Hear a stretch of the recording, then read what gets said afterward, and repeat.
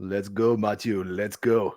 Let's do it. No, known as Mr. Energy, my guest today is a rock star. The guy is just traveling the world, speaking on over, by now, I think more than 400 stages all across the world. We're talking about events like the Next Web Slush, London Tech Week, some of the top events out there, working with corporates like Microsoft, Ernst& Young, Nestle, European Commission.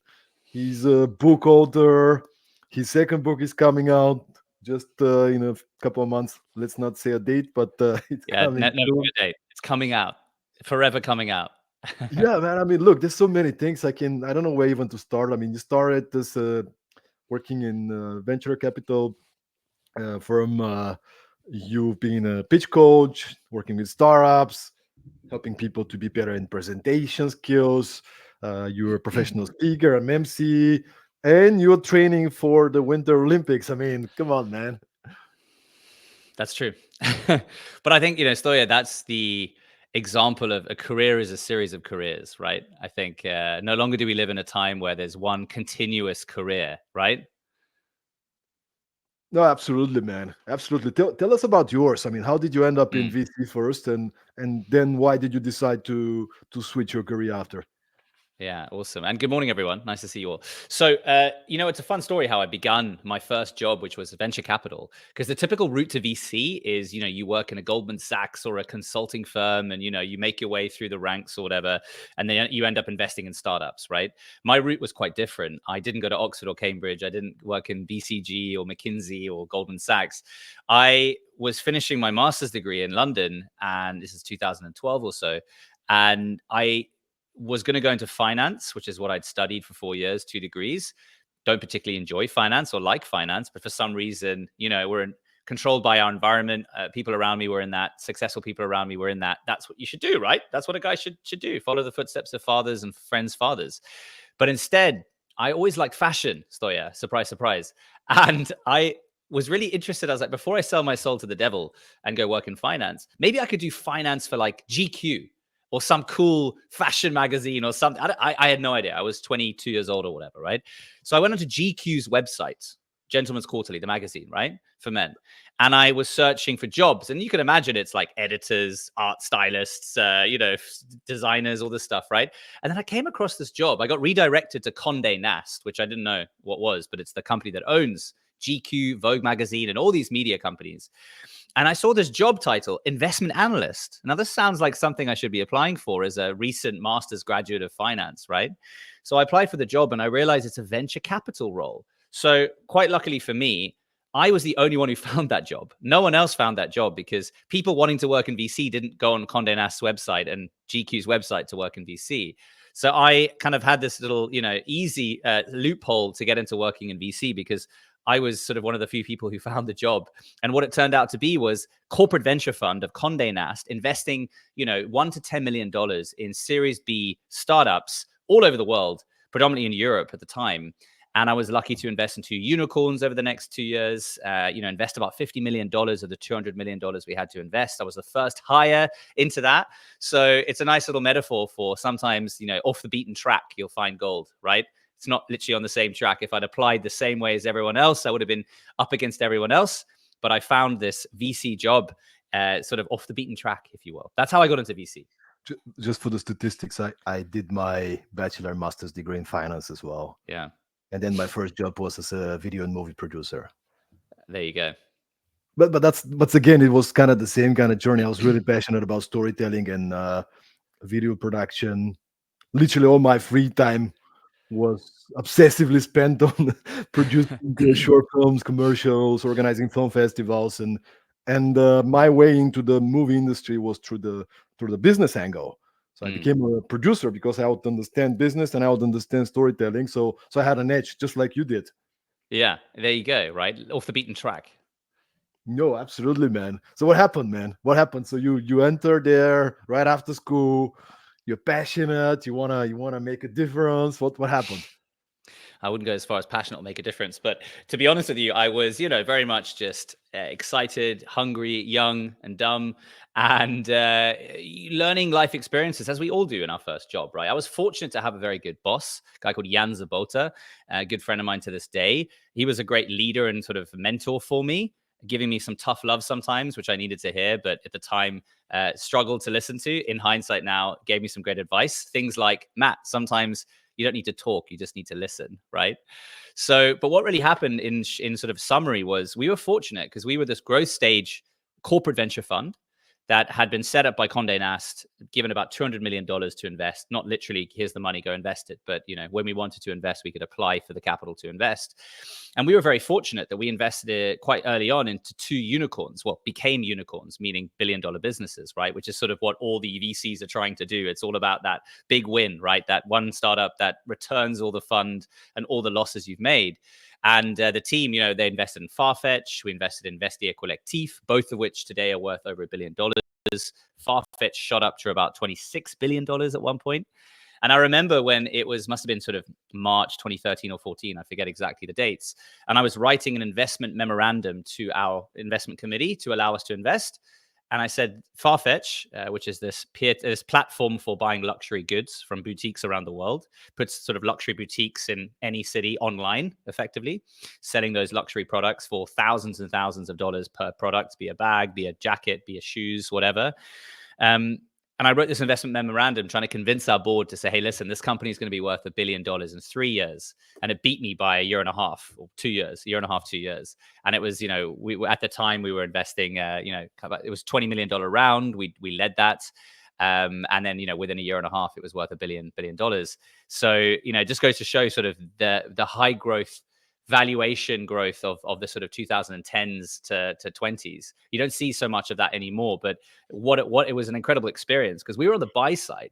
And anyone who's ever been an investor or a VC, you're on the buy side. It's the best side to be on because you have to sit here and go, pitch me. You're the one who's listening, taking the notes versus the person who's there sweating, trying to give everything they have to get you to and convince you to invest, right? So that was a great way to start my career in venture capital because it really exposed me, to a lot of people, to a lot of businesses. I saw how businesses try to tweak and twist their pitches to attract an interest and intrigue you, right? So I got to see that from the investor side, which was, I think, a very nice way to start for me. Fast forward a decade later and what I do today, that's been instrumental into me understanding how best to play with communication to create connection, to ultimately intrigue and interest people to invest in you if it's a startup trying to raise money. So that was just a really great sort of crash course in the world of investing. And I had a great team and a great boss to sort of lead me through that phase. So very, very fortunate for that. Now, I met you a few weeks ago. You were emceeing the main stage at the event called Merge in Baku, Azerbaijan, and you crashed it, man. Just to Cheers. give an idea to the audience here, a few of the people that you were interviewing on stage was the founder of Starbucks. You got the co-founder of YouTube. You got the CTO of Amazon. Harvard professor. Like, I mean, these rock stars and the organizers trusted you to be the guy that make everybody feel comfortable, make sure that you get the best out of these people, interviewing them, emceeing the stage, keeping everybody entertained. How did that happen, man? Was that by design? Like, did you Was I born intend that that I way? want to be a speaker, I want to be an MC Yeah. on stages, or was that something Mm. that happened later? Well, so firstly, thanks for doing the name dropping for me, so I don't have to do that. And so he mentioned it was the founder of Starbucks, and yeah, no, that was incredible. That was definitely a career highlight for me. The group of people I've been fortunate to interview and speak with, and be on stage with some great people. This was definitely a highlight. And shout out to all the Inmerge team at Pasha. Such love for that country and those people. Incredible place. I feel like an advert for Visit Azerbaijan right now because I came back probably same as you, Stoya, with sort of bright eyes and a big warm heart from the welcomeness of the nation. But so to answer your question, how did I get into that? How did I, learn to do that? Right. And I appreciate you saying I did a good job because I really do love it. Right. So the truth is, and this is very much what I work with people today is, we tend to think that someone who might be extroverted is a good public speaker just naturally or a sort of a good communicator. When in fact, I actually disagree. I think you may have you may be more comfortable with the environment of being on stage or amongst people. But in general, I think, if you are born more of an extrovert or more on that end of the spectrum, you only have a 5-10% advantage over anyone who isn't, on the quote unquote, introversion end of the spectrum, someone who's not as comfortable in front of people or around people or in social small talk settings. I've learned everything on the go, my friend. So, to stay in the timeline of my story, we just finished with my VC career, which kind of rounded off in 2015 or so. Around that time, I was asked to do my first ever onstage public speaking appearance, right? I was 23 at the time. It was 2013 then. And, we just made these interesting investments. I was a VC. People like to get VCs to talk on stages. And I was asked to speak on stage for the first time. And so I learned the most valuable public speaking lesson in my first appearance. And it was completely by accident. Honestly, not by design.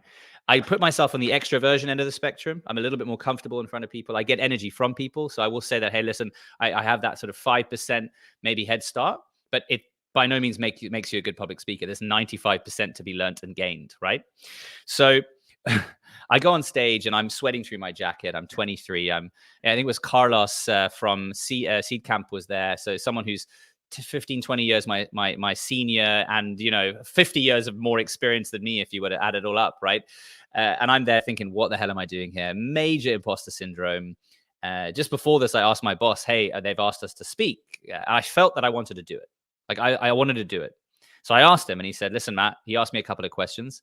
It's like, you'll be fine. You're ready. Go for it, right? So there I am on the stage a few days later, regretting wearing a wool jacket because I'm just sort of like, thank God it was a color that worked. So it was streaming down. And the sort of panel conversation begins, right? And quite early on, I accidentally made a joke. It was a comment someone made, and I basically made an ageist joke about Carlos and me, saying my time is different to his time, right? Everyone started to sort of snigger and laugh. All of a sudden, the 200 people in this audience, I remember the venue, Forge, London, just off Great Eastern Street in Shoreditch, started to sort of laugh and smile. And all of a sudden, all the nerves sort of evaporated from me. And I learned the value that don't take yourself too seriously. Humor is your friend, and the audience is your friend. 75% of the global population have a shared common fear of public speaking. It is an inherently unnatural thing to do, Stoya. And many of our friends listening to this and watching this can probably agree to that. So I realized that, hold on, firstly, everyone in that audience would prefer to pay me, or 75% of them would probably pay me to do what I'm doing instead of them, right? In replacement of them. So they're on my side. The audience is your friend. And the audience is there willing to listen, giving you time, dedication, and focus. So give them a performance, give them a show, give them something that they can enjoy. Humor is your friend. I'm not saying go and be a comedian, a stand-up comedian, but I learned this valuable lesson that, hold on a minute, don't take it too seriously. Be yourself, be authentic. People connect through authenticity. So if I went up there trying to pretend to be a BBC News presenter, or I tried to be Carlos, the top VC to my right, who was 15, 20 years my senior, that would be inauthentic. People wouldn't connect with that. So I made this silly joke, and then I realized, I feel comfortable. I feel relaxed. So I started to sort of project this feeling of comfort. The audience mirrored that feeling of comfort. Therefore, I saw this audience that was comfortable, that made me comfortable. I'll leave it at that. But that was sort of my first experience. And that was over a decade ago, 11 years ago now, so 12 years ago. And that was instrumental. I was very, very grateful to have that lesson very early on in my public speaking career. And then, to be honest with you, fast forward to today, exposure therapy is the only way, my friend.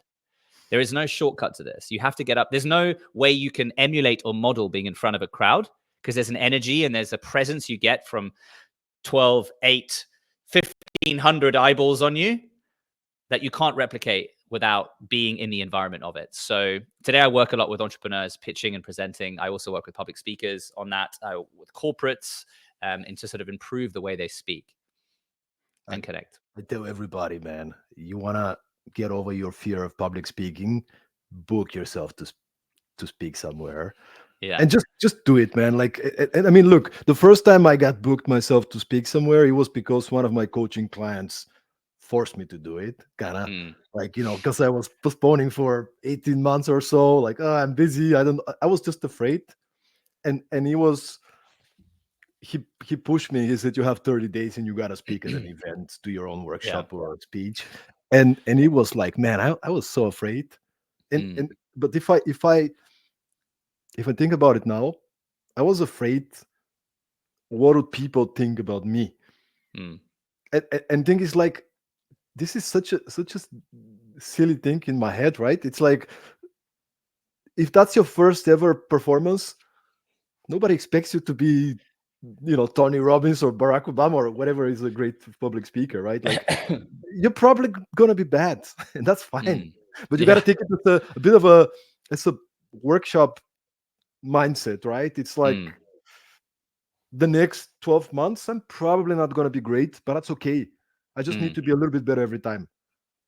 At least that was my Exactly. journey. I don't know about what happened after this first appearance on stage with you. Like, tell us a little bit about that. What's the what was the journey ahead? Did you decide from there, I want to book myself to be exposed more and to do more I, speaking, or I'd love to say I had the foresight for that, but no, it happened quite organically for me. And one thing I will caveat is, people see me today, and I'm sort of part of the conversation in the world of communication and public speaking now, right? But this journey began 11, 12 years ago, right?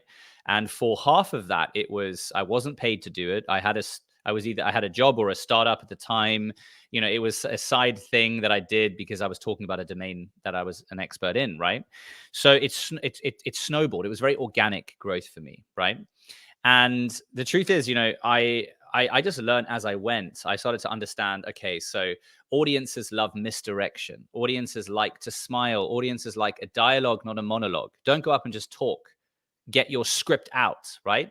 Audiences like interaction. I've learned there's different ways to interact with an audience, asking questions, sort of dividing the audience, trying to sort of interact with them in a different way, break the fourth wall. So for me, I just sort of started to test and trial different things. Now, I wasn't that proactive with it at the beginning.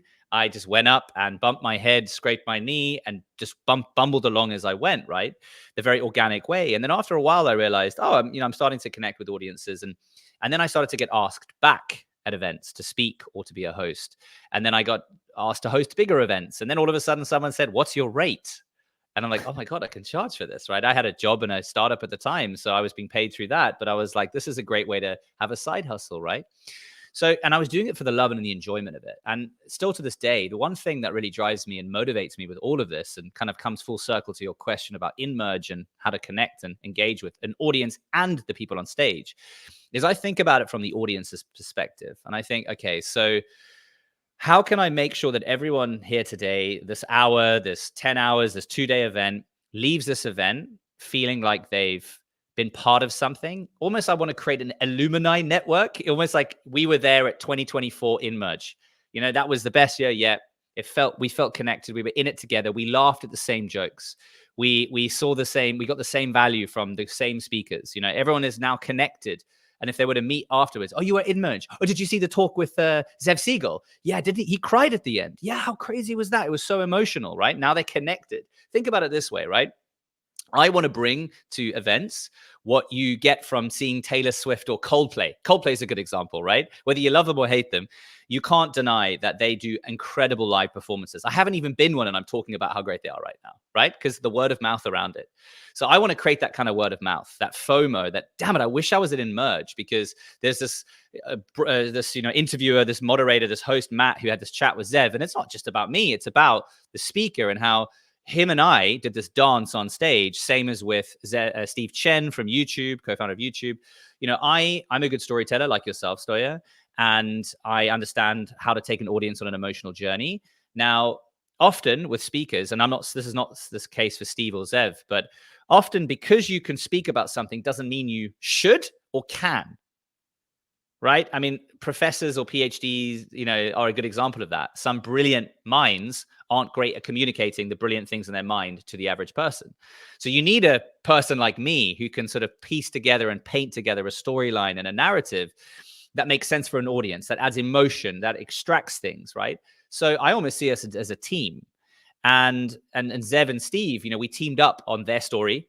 I pulled in visuals, I pulled in videos, I pulled in audio. I tried to play on all the senses we have to play with to give the audience an entertainment experience like you would get from a Coldplay show. The only thing I'm missing was bracelets that light up. Next time in Merge, we'll talk. Pasha, Like if the they got the fireworks and budget stuff, for it. you know.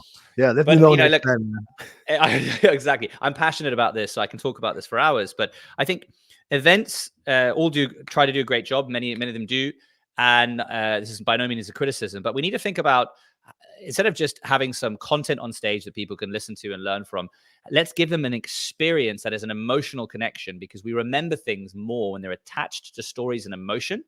So I have this catchphrase, which is laugh while you learn, or learn while you laugh, however you want to put it, right? And I try to sort of create that in that. And that's authentic to me. I don't take myself too seriously. So that fits me. And you should find what fits you. But that's really sort of the essence of what I really eat, breathe, and sleep today.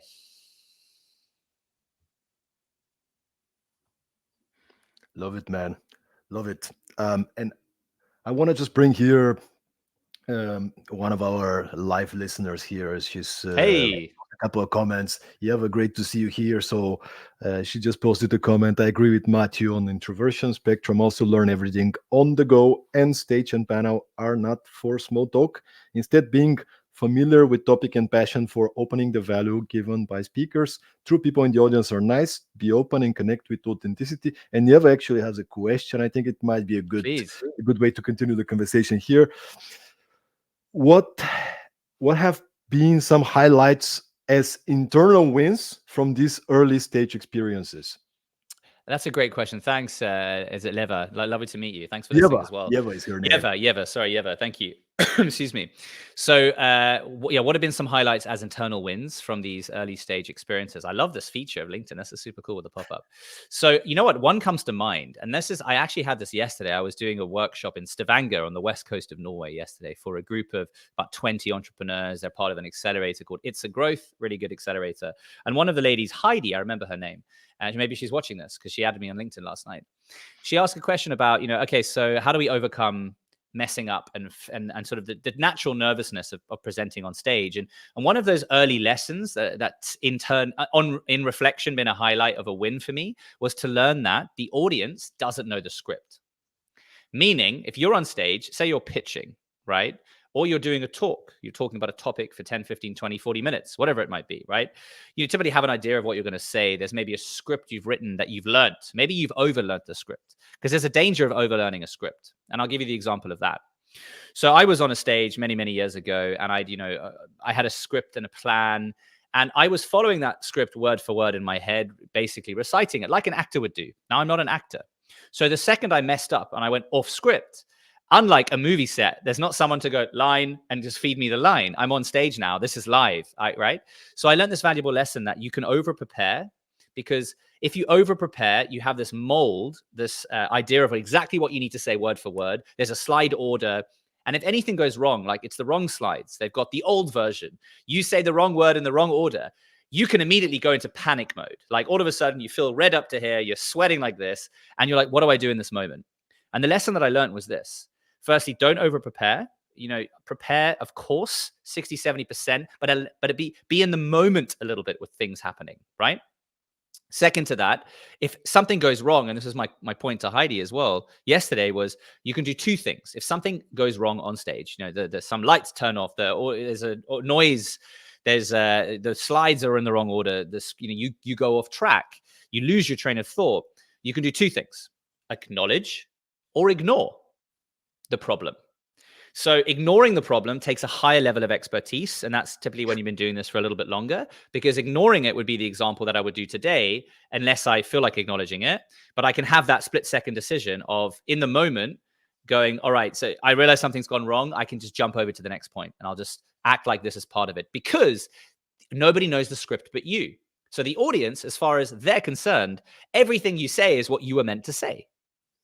Even if afterwards you go off stage, you're like, wow, I ad-libbed the whole thing because I blacked out, and I just, and everyone's like, yeah, but as far as the audience is concerned, They haven't seen your script. They're not sitting in the audience. And I think this is something that first-time speakers see. They're not sitting in the audience with your printed out script going, okay, hi, I'm Matthew Smith. Let's cross that. It's not a game of bingo, wordplay bingo, right? I think we think that. So I learned that valuable lesson. And the second one to that is acknowledge and ignore.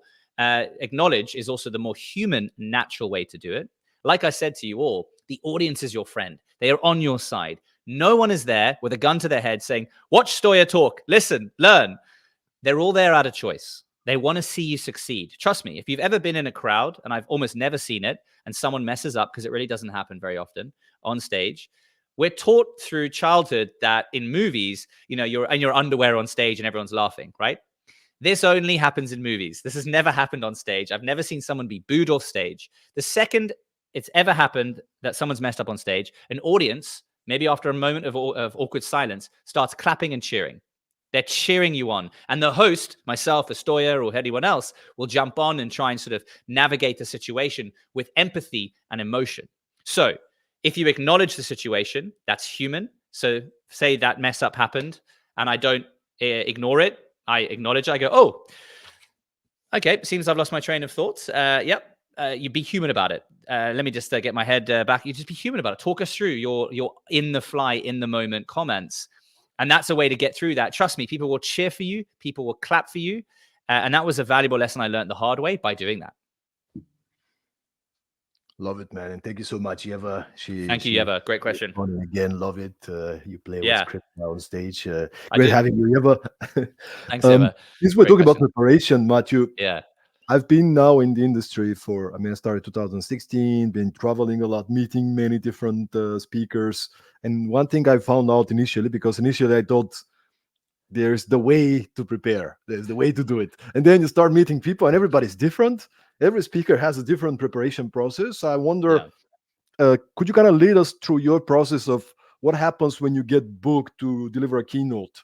How do you prepare so you can give the best keynote Matt you can give? Yeah. The best thing about being booked for a keynote is typically you're booked because the talk has been seen or done before, meaning you can do it in your sleep in many cases, right? Now, there's a beauty about being that confident in a script you have already. So, I mean, it's different things. If I get booked to be a host or a speaker or whatever, it's different preparations, right? So like, for example, yesterday I was booked to do this workshop. I've done it before, and I decided to do it slideless. Right? No slides. I call it bareback pitching. No slides. And the reason for that is I've done it with slides, but for me, and it's person to person, I find, all the information and the knowledge is in here and in here. And to be honest, every pitch I give every talk or keynote I give is different to the last. And understanding who that audience is as well is a key point, right? Who is my audience? Is it executives? Is it founders? Is it whatever, right? So, then you want to tailor the lingo slightly differently, right? That's one thing. So I think about that. But I think there's a lot to be said about being in the moment. Now, caveat, I've done this for 11, 12 years. So whilst I might say I don't prepare as much before I do a talk today, I've been preparing for 12 years to do that, right? So, if you're just starting out, prepare for sure. And I still do prepare. And the way I think about things is this, I know roughly what I want to say. Yeah, I sometimes use slides as well. Slides are good when you have a large crowd because people need something to anchor to, right? There's something that's like you're going to say something and it's a multilingual audience. It's nice to have your statement up there. One of my famous quotes is, people love passionate people. If you don't have a love for public speaking, that's natural, that's human. But if you were asked to talk publicly, it's because you're an expert in something, which means you're probably passionate about that. So let your passion for that come through on stage, as opposed to your passion for public speaking. Focus on the thing that you're speaking about, not speaking about the thing you're asked to speak about, right? So I will have that. People are passionate people, just that statement. And then I will talk maybe for a minute or two around that statement, but people have something to anchor to. It's like a chapter title. Okay, this is the context, right? So for me, I think there's a lot to be said about being in the moment, being able to react to things that are happening in the crowd. I have the information, I have the knowledge, I have a guideline when I'm on stage, whether it's a slide order to keep me on track, whether it's a pacing, because public speaking is not just about presenting information or sharing ideas. It's about the way you deliver that information. I could right now give you a 5-minute talk. All right, guys. So Stoya and then whoever's watching, I really want to talk about the different variations of public speaking.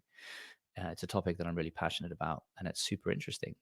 Right. So like, I've lost you after 5 seconds, 10 seconds, right? Or I can go, Sounds listen, like my friends. half of my professors from the business school.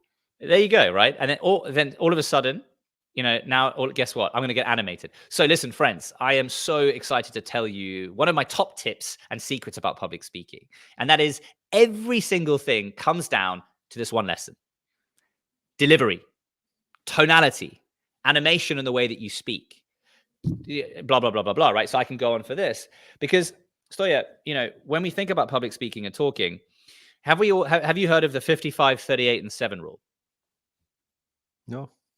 It adds up to 100. Is that the body language? Is that the body language and the verbal and the? It is, my friend. Exactly. Well said. So I'll reiterate for everyone. So 55% of all communication is nonverbal. It's physical. It's body language. A lot of that is subconscious. So, outside of our control, we consume how people look, what they're wearing, and then obviously how they're standing. Are they open? Are they closed? Etc. Right?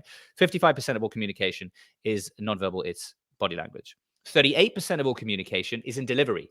It's in the way you say the words.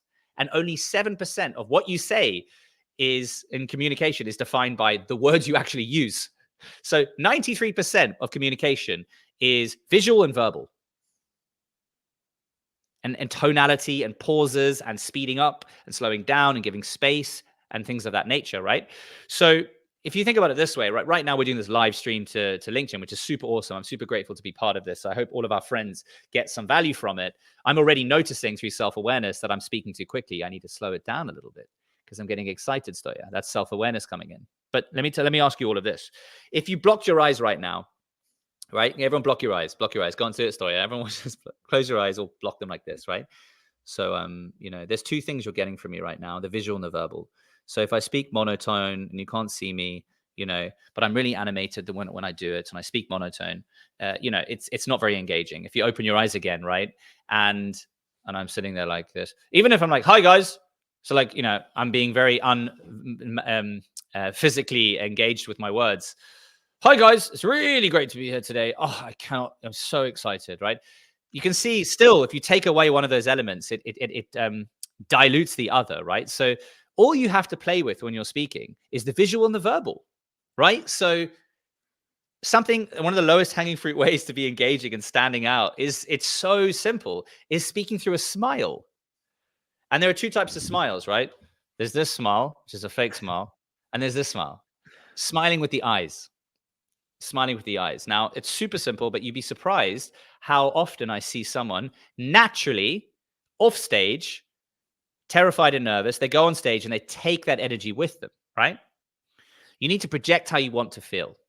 They've done so many studies on this, Stoya, where they would take two groups of depressed people. Now, don't quote me on the study, but this is roughly the gist of it. And one group was told to force a smile for 1 minute, 5 times a day for like a month.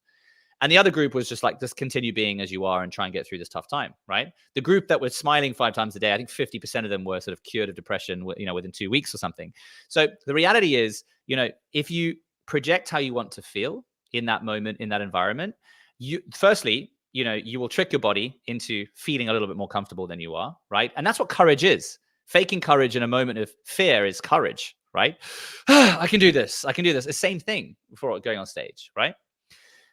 And then the best part of this, to go full circle to my first public speaking experience, 12 years ago in London at Forge, I made everyone laugh.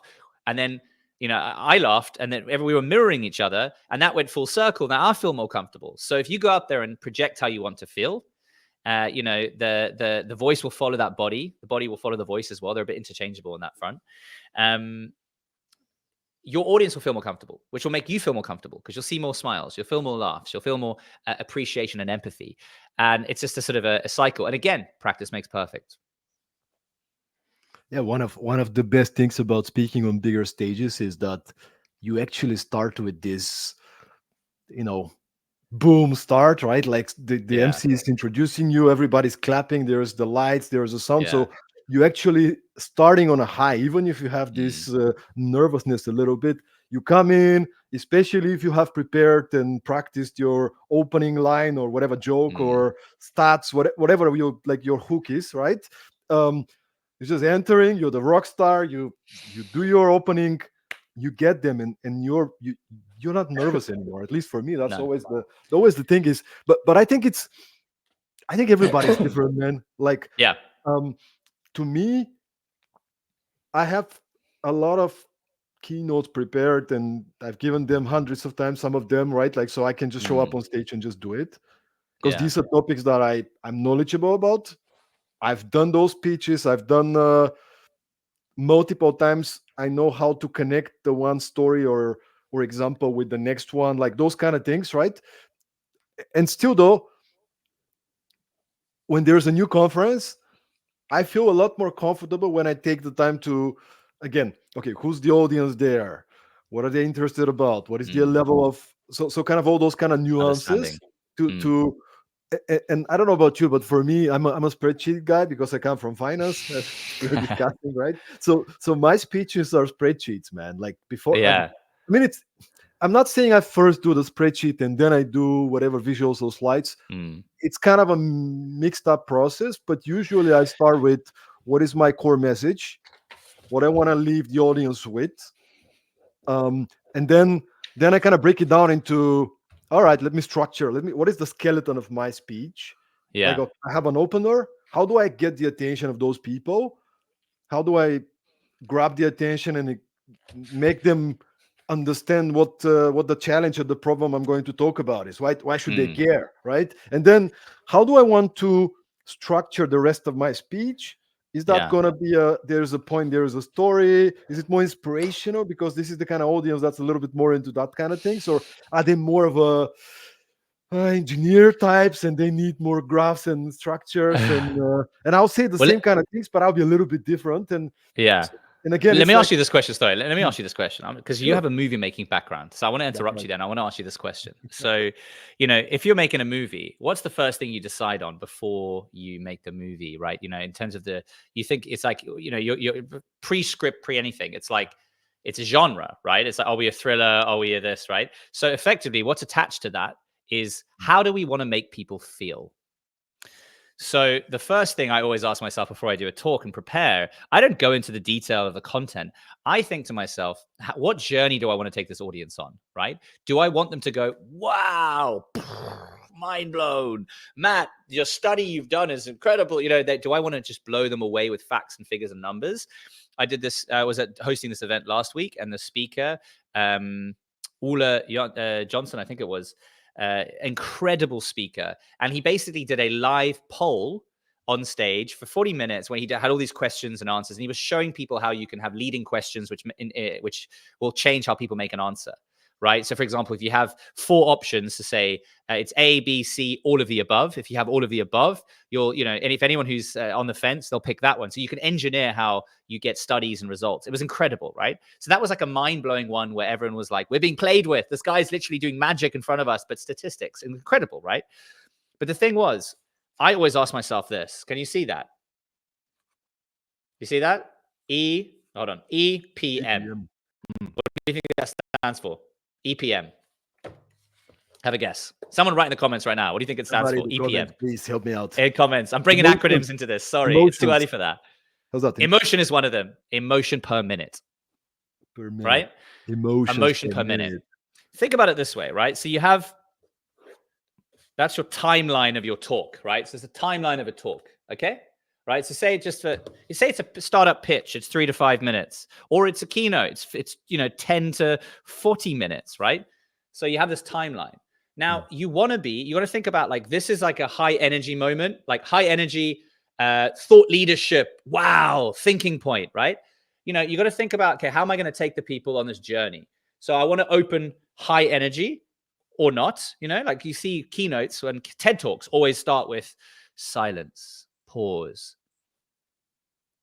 When you were a child, were your parents good? Like they ask a meaningful question. That's a very TED Talky thought leadership, right? So you need to identify immediately when I finish my talk, what are the takeaways from my audience? So I always start and reverse engineer it, right? So what do I want people to take away from this? Okay. Now, how am I going to highlight those points? Now, if I have an amazing 40-minute talk with just fact and fact and fact and fact, firstly, I'm going to overwhelm them. They're probably going to be like, that was incredible. But what do I really remember?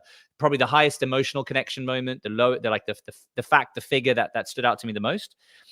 Or you phase it out. So I will say a startup pitch. We're starting here, high energy, and then we slow it down to make a point, and then we get high energy again, and then we stay high energy again, and we get higher energy, and then when we move down, and we always want to finish on a high, right? So I will think about what's the emotion per minute.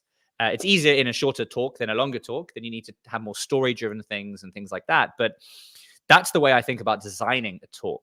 Emotion per minute. People remember things better when they're attached to an emotion. And people, if you're a startup founder and you're pitching, which I work a lot with today, people don't buy what you do. They buy how you make them feel about what you do.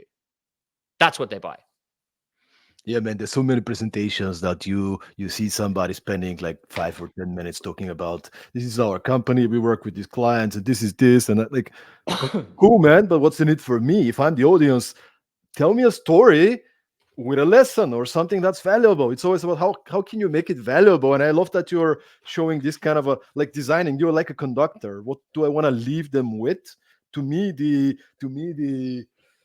the true line is the big one. Like it really helps me to kind of always, okay, what is the true line of my presentation? What is this one specific core message that I want to tie the whole presentation around?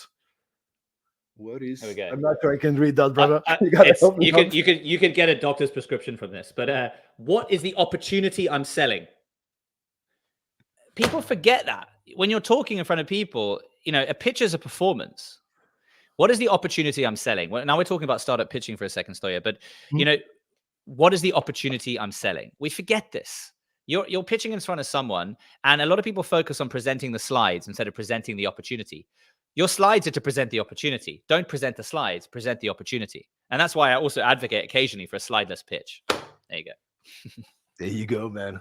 Just to wrap up on that kind of side, designing uh, the presentation, and let's talk about the speech, not a pitch, Mm. right? For a second, designing your presentation, your speech to get even more kind of.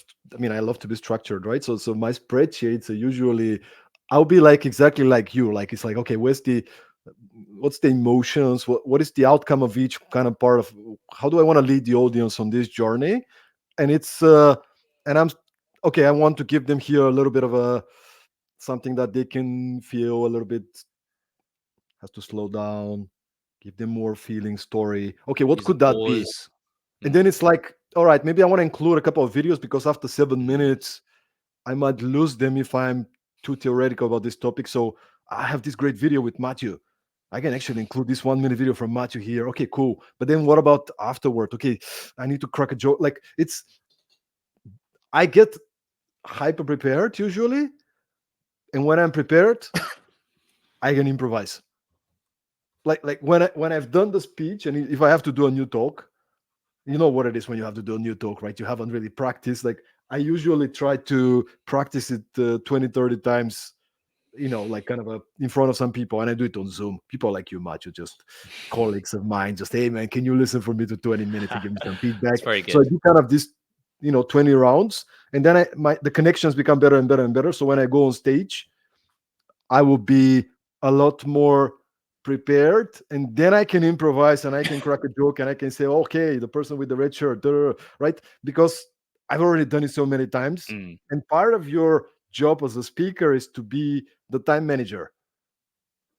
If I spend 18 minutes out of 20 for half of my presentation, then try to rush it and close it, it's not going to be a good experience for the audience, right? So it has to be, you're given 20 minutes, you gotta respect the time. And it's all this kind of a balancing out the whole act. And the more you prepare, I would say, the better you'll be. But then Yeah. again, there's many different speakers. People like Gary Mm. Vee. He doesn't have a script. He just shows up on stage. He does his things. He does a lot of Q&A. Like there's many different kind of styles as well. But then he's passionate about what he does, right? His passion comes through. And mate, to your point, a pitch is a performance, I always like to say. And on your point there, a pitch or a talk isn't a presentation. It's a performance. And a performance doesn't just have slides and it's not 2D, it's 4-dimensional, right? It's a dialogue with an audience, not an monologue with just a flat, it might as well be a wall you're talking to, right? I have this quote, one of my favorite quotes that I came up with, which is this: people never remember the things you do that were expected of you, but they always remember the things you do that were unexpected. So be unexpected. Now, what I mean by that is you're going to go talk at an event. People are expecting you to go up on stage and talk to them. This is a verbal driven thing, right? They're not expecting you to come up with a prop. They're not expecting you to use audio, to use video, to get up a board, to ask the audience a question, to ask them to do a poll, to use the environment you're in, this cool venue, this event, walking around. There's so many things you can play with to make your talk, if you're doing a talk, stand out, to make your audience remember things better, to win a pitch competition, right? So many examples I can give about a founder who had a business that was really, using the founder example, it was very intangible. It was about purchasing carbon credits, right? It was like, how do you just make this sexy on stage? It's very intangible. People will never buy the product. It happens in the background. They just give money and then they feel good because they've captured carbon credits or whatever. So he went up on stage with an enormous pink balloon that was 100 liters. Now, caveat, this was obviously at a demo day, so there was time and energy to do this. But you're not going to do this at every one-on-one meeting, walk in with a balloon with an investor, right? But, or maybe. And he didn't acknowledge the balloon. He did the pitch, and it was exciting, but, it was very intangible. And then just as he's about to walk off, he was, oh, you're probably wondering about the pink balloon. Everyone got a bit of a laugh, like they did when they opened. And he's like, this is how much carbon I've captured in this 3-minute pitch. So all of a sudden, intangible, tangible. Something that is somewhere like, and this is for software companies as well, who have something that you can't touch, look, feel. It's a dashboard that plugs in through Zapier to some background, back end thing. How can you make the audience connect with it? And that's where I think try to think outside the box. Last point on that is when I'm preparing a talk, when I'm thinking about an audience, I'm like, okay, what is everyone doing, and what can everyone do, and what is no one else thinking about doing? What is everyone not doing? I'm very contrarian, so I'm like, last week, I was on stage and I cut the arse out of my jeans and I went on with my arse showing. Now, I'll explain very briefly why I did that. So it was the 31st, meaning it was October, and I had a co-host. It was a 2-day event called Why Oslo, design conference in Oslo. I've done it 4 times. Always a good sign if you get invited back. And this time I was hosting with Susanna, who's fantastic. She works at NetLife. Now, we had this sort of relationship on stage, the co-host, and I was obviously being the funnier, sillier one, and she was being the kind of, oh, come on, Matt, you're lame, loser. We had this dynamic. It worked, And on the second day, it was Halloween.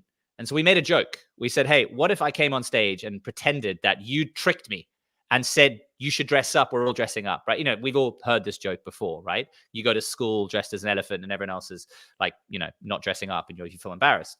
So, but I thought, it was last minute idea. And I thought, okay, how can we make this really funny? Now I have a cowboy hat I bought in Austin, Texas when I was at South by Southwest. I have riding boots because I used to ride horses many years ago. And I bought the little waistcoat and stuff.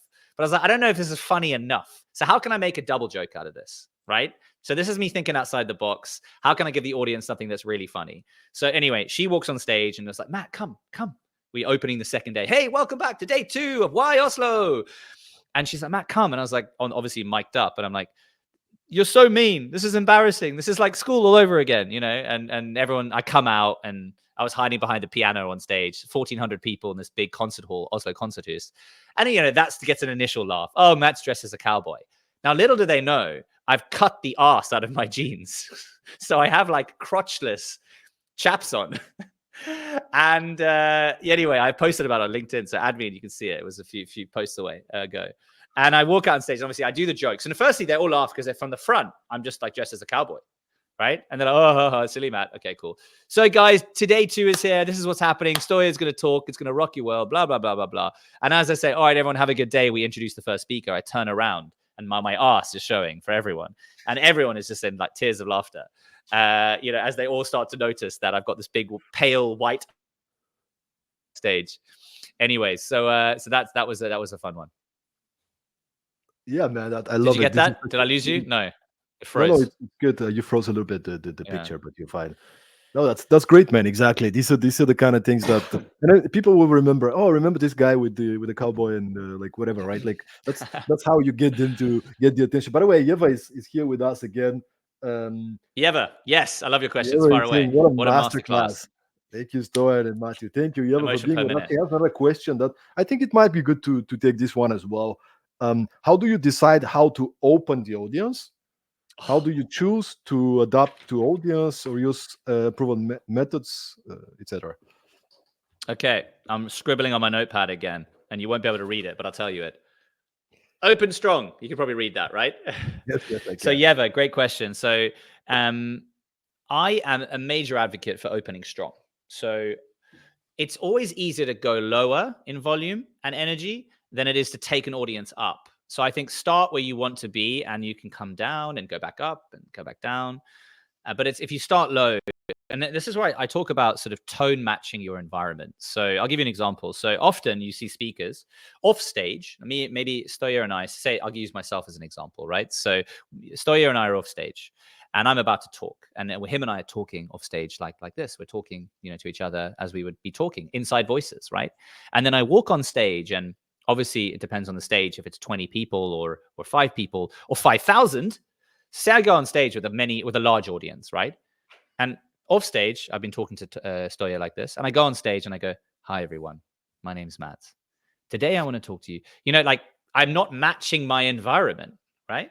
Now this is all personal, and there can be reasons that you need to start like that because you want to start telling a really meaningful story. So caveat, there can be reasons for this, but I always advocate for genuinely as a default opening strong and closing strong because people remember first impressions. We're safe. We're in good hands. This is going to be a fun experience. And that's why I'm called Mr. Energy, because I always go out there and go, hello, everyone. And the thing is, all I do is I'm not going, ah! I'm just raising my voice and raising my bass. Hello, everyone. Welcome to Why Oslo 2024, right? I'm not going up there and doing a backflip. I'm simply open arms. Hello. I always open with my hands out like this. I'm open. Hello, welcome. Welcome. So good to see you. Good to see you. Good to see you. It's like a family gathering, right? And everyone's like, oh, that was like a hug, right? So I always advocate for opening strong. Now, when I did InMerge, where we met, Stoya, they were like, listen, Matt, day one is a little bit more corporate. So, maybe tone it down a little bit, they said, just to sort of we don't want you to, obviously overdo it right on the first day. So there are environments where I will tone it down. And this is where a valuable lesson comes in. So, and I want to give you all some homework to do as well from this. So the lesson is this: we all go through life in communication autopilot. We speak the way we've always spoken. After, whatever age you go through puberty, 12 to 15, 16, your voice starts settling. You start speaking in the same tones that you're going to be using for adulthood until you get to later in life and you've burnt out your voice box and grandparents are a little bit croaky, right? Maybe us being speakers, I hope it doesn't come sooner. But the point is, we speak the way we've always spoken. Our tonality is almost controlled by our medulla oblongata, which is the same thing that controls our breathing. It happens without us thinking about it, right? We just want to talk and we start talking. And that's why sometimes you see people talking too loud on a train because maybe they went from talking to someone loudly off in the station and they come on that way. And also the opposite, me and Stoya on a stage on the side talking quietly and I go up on a stage. So one thing is to gain an understanding of what's your vocal tool your spectrum, your vocal spectrum. Because we all have a vocal spectrum, right? And it's a tool to be used. There are times when we need to speak to a child. Like I'm going to be a father in May. And I don't know if it's a boy or girl yet, but I'm super excited to be like, hello, my darling little child, right? I don't go, hello, child. I don't speak it to it like that. You speak to a child like this when you read a story. You're a lot more animated.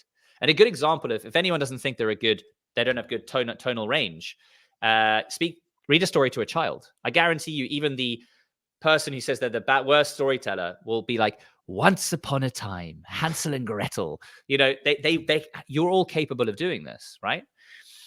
So an exercise to talking about, understanding your vocal tool range is this. I want everyone after this to take their phone, put it in a bookshelf and record themselves. If you're a startup founder, record your pitch for 3 to 5 minutes, right?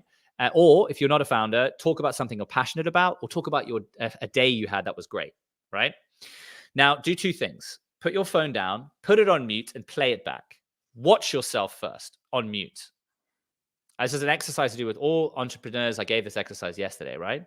Understand how you physically represent the information and the words. You'll understand about how are you physically translating the words that you want to use in space. Are you too animated? Are you not animated? Do you have, as I do, actually a resting bitch face? I do, right? But I kind of I've taught myself now to have a default of talking with a smile.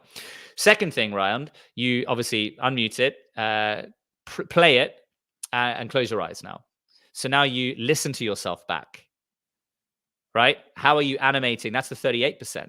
So very quickly, during those two exercises, you can understand what's your vocal toolbox and your range.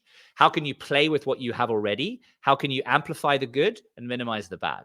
Right? That's a very valuable exercise you can do.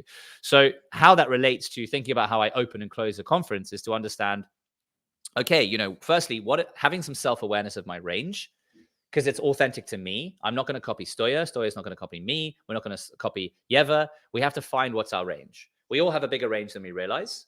And it's a tool to be used when you're sales pitching, right? I need to add a bit of energy in my talk, and I need to sort of be a little bit louder than everyone in the room, but give them an equal distribution of eye contact, make them all feel included, present an opportunity that's not worth not getting part of, right? Or when I'm trying to win an audience on my side when I go on stage, opening strong, welcome everyone. We're in good hands. You are safe. This is going to be fun, and we're going to and we're not going to take ourselves too seriously, but we're going to learn a lot, and this is going to be a transformative day for all of us, right? I So that's love how it, I man. plan opening and I closing love strong. it, and we got a very curious comment from the Shoot, audience. Sometimes he uses that's my stage voice at fiance. home, and I have to So remind him he's not on stage. that is Thanks my for hello. getting hello. it. That's my fiance, my pregnant, beautiful fiance, future wife, future baby mama. And it's so true. And I give this live example. Like sometimes I'm with her, and because I get excited naturally about something, and I'll go, yeah, and then we can do this. And she's like, and we're sitting just behind this wall here on the breakfast bar. And she's like, Matt, you're not on stage, Matt. You're not on stage, Matt. And I'm like, oh yeah, sorry. And I do that because also, listen, I'm human. I'm not perfect at this. I've learned to do this through exposure therapy, Stoya, we said, which is the only way to master your own communication, is to get out there and talk, to meet, to greet, to talk on stage, different environments. And I'm still not perfect. I still speak too quickly. I spoke too quickly during this because I get too passionate and excited about it. But people buy and love passion. So at least I'm on the right side of right, a little bit too far. So I need to just tone that in a bit, add a little bit more thought leadership and some more pauses. Let's talk a little bit about the business of speaking. Love that. Now it's been, you said, like more than 10 years you've been since the first time you started speaking. I wonder how do you get booked these days? Like, is it mainly referrals because you've done some good work and the client recommends you to somebody else? They find you on YouTube. Do you work with bureaus? Like, what is the way for you to get booked? And what would be your recommendations for people out there that Yeah. are maybe starting their speaking career and they're trying to get booked more? Yeah, great question. So, like I mentioned, my journey started organically and started for the first half of it, 5-6 years, as a side hustle that I wasn't charging for until someone, and that was just, I had a job. So I was talking about a domain that I was an expert in, or I had a startup at the time. So I was a VC first, spoke about VC stuff. Then I was a founder, started about talking about my startup and the media industry I was building a business in. So then that was very, just thought leadership type content, right? Then all of a sudden, someone asked me to host something, and they said, "Hey, what's your rate?" And I was like, "Yeah, I can charge for this. I don't know, 500 euros, 1,000 euros." Then that snowballed over the next 5 to 6 years to over 10,000 now, right? So the business of speaking for me is fortunately about 50% of all my gigs are inbound. So the best advert for you is you doing the job. So being on stage at InMerge has led to some follow-ups and some speaker gigs coming, right? So last week as well, Deloitte hit me up and said, we're doing this event. Could you come and speak or host at it? So for me, the best asset and advert for me has been me doing the job. So 50% is inbound, word of mouth. I'll be recommended. Some event organizer knows another one, and they're like, hey, we need a host that's kind of got a background in VC and startup, gets the game. And I think that's been very much my unique selling point because I've been a founder. I've sold a business. I've raised $20 million in funding. I've invested $50 million in as a VC for a fund. So I know the industry inside and out. So I can talk with real narrow vision, but I can also then simplify things that are complex to others. And then now that's expanded into innovation and also into communication and public speaking. So the business of speaking for me hasn't been with a speaker booker. I'm open to any options. I'm speaking to one at the moment who actually brought the speakers in for InMerge because they saw me and thought I did a fantastic job with the speakers that they had. These speakers are getting six figures in dollar terms, right? And I helped to amplify that. So that's an obvious value for an event, right? So for me, it's been inbound. It's been organic. I started professionally doing this full time 2 years ago. So after I'd sold my last business, I took a year off, which became a year and a half. And then I moved back to Norway at the end of 2022, about 2 years ago. And at that time, I had been doing, lectures and workshops for accelerators. I've been lecturing and workshopping for some accelerators and corporates on repeat every single year, a couple of times for many years now. So that's sort of reoccurring business. And I also have reoccurring events that I tend to speak at. But I do find that there's a glass ceiling of typically 3 times at an event you can be the host of, because they need to freshen it up. They need a new look. They need a new feel. And so, I tend to do the same event 2-3 times, and then I'll kind of cap out for a little bit. Maybe I'll switch to then talking. But in general, it's inbound from people. Or I'll tell you a very quick little hack that I did 2 years ago when I was sort of going full time in this. My first book, I posted it as a Christmas gift to a bunch of events, including the Next Web, for example, one of the biggest tech events in Europe, 12,000 person event, very awesome event in Amsterdam. And I wanted to host it. So I posted my book to the CEO as a Christmas present, said, hey, listen, this is a fun little Christmas gift. I'd love to talk to you in the new year about hosting the Next Web 2023. It was. So I sent that at the end of 2022. I sent an email in, second week of January. Hey, hope you had a good Christmas. Hope the book brought some joy to you. I'd love to have a chat next Wednesday, third week of January. You're through the rush about hosting the event. She wrote back to me and said, hey, listen, yeah, got the book. That was hilarious. Thanks so much. I've, CC'd my speaker booker. I put a good word in. That was done. They were like, what's your rate? Cool. We can meet this. Done. So that was awesome. That was, it hasn't just landed on my plate. I've gone out there. So that's been a really good way I've got gigs. Now I'm at a level where I'm starting to, get a lot of inbound, which is great. It's tipping over 50% now. It's great to have, but you can't plan for it, right? So, and I'm hungry to do more. I love events. It's my favorite thing to do, speaking at events. But there's a glass ceiling to what you can charge as a host. Caveat. Yeah. Well, thanks for sharing, man. This is insider's information. A lot of good ideas as well. So that's amazing. I think the last thing I want to cover quickly, if you have a few minutes left. Yeah. I'm here for everyone. Amazing, man. The last thing I want to cover is, I'm not sure we covered that, but you are actually not British, or you're not Norwegian, and I think that's one of the things that fascinates me about people like you, that you're actually a foreigner. But I'm that's South not an African. excuse. A lot of people say, oh, I don't have enough opportunities. They have this kind of a imposter syndrome, like I'm not, it's harder because I'm a foreigner, whatever. I don't see that in you.